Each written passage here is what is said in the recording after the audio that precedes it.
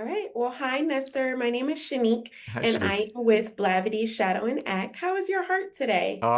Thank you for so much for asking, Shanique. It's good today, thank you. I don't know about Yanko, but I'm doing all right. Thank you, though. Listen, Yanko is having an interesting season. And so, speaking of Yanko, what would you say is his mission statement for season 4 of the morning show? That's a great question, Shanique. I think for him, it's all about trying to find the I don't know if it's true love, but he's having to choose between two different kinds of love: a deeply passionate one that is very mercurial, that can burn you at certain times with Claire, and then he's having one that feels a bit more pragmatic. There's still love there, and there's still intimacy, but and so I think for him, it's just trying to figure out like what's right, what's the right choice. Is there a right choice? Either way, it's a difficult one, and that's what I love about what Charlotte Stout and the writers have done is introduce this dilemma that, if you're lucky enough to fall in love, multiple times, and with those two different kinds of love specifically, what is the right path for you? And I think that's something that a lot of people can relate to. Yeah, that's good. And I'm going to ask a few questions and feel free to speak freely because I'll hold some of the interviews. I've seen Okay. 9 of the episodes. Okay, great. Um, but there's a line from John Hamm, who plays Paul Marks in episode 9, where he mentions helping Alex is an attempt to pay off karmic debts. Mm. Is there a karmic debt that you believe Yanko is trying to absolve himself from by helping Claire and perhaps even proposing to his fiance in a Oh, way? it's a really good question. Is there any karma there?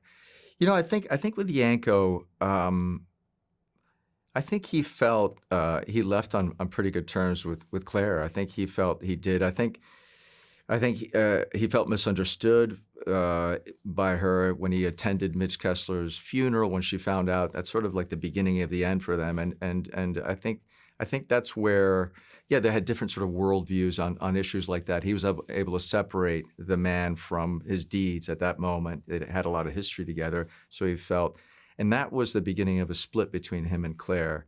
It wasn't the real reason, but it was one of the reasons. So I don't know if karma came into it, because I think he still was madly in love with her even as she left him, which is why I think the decision he has, to make in the end between these two women is so brutal for Yanko, because he's so torn, by these two different kinds of love.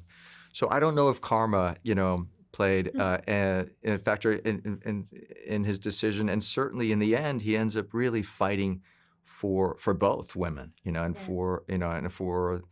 for both of their futures. So I think if anything, yeah, he's forgiven her for leaving him and for breaking his heart in the way that she did.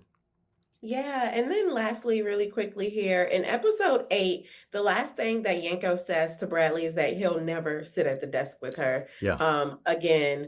Will we see him regret those words by that final 10th episode? I think, yeah, I think you'll see, without spoiling it, I think you'll see some developments in Bradley's storyline that will change a lot of people's minds, and including Yanko's. You'll see how, you say things in a moment, out of, and genuinely so. I think he was right to do that, and then you see somebody in a vulnerable position, and it's extraordinary how that'll change. It will change your viewpoint and how you feel about somebody. And I'm trying to dance around spoilers here, but Yeah, no, it's fine. Thank you so much, thank you and so much. beautiful, beautiful depiction of this character. Yeah, I appreciate it. Thank you so much.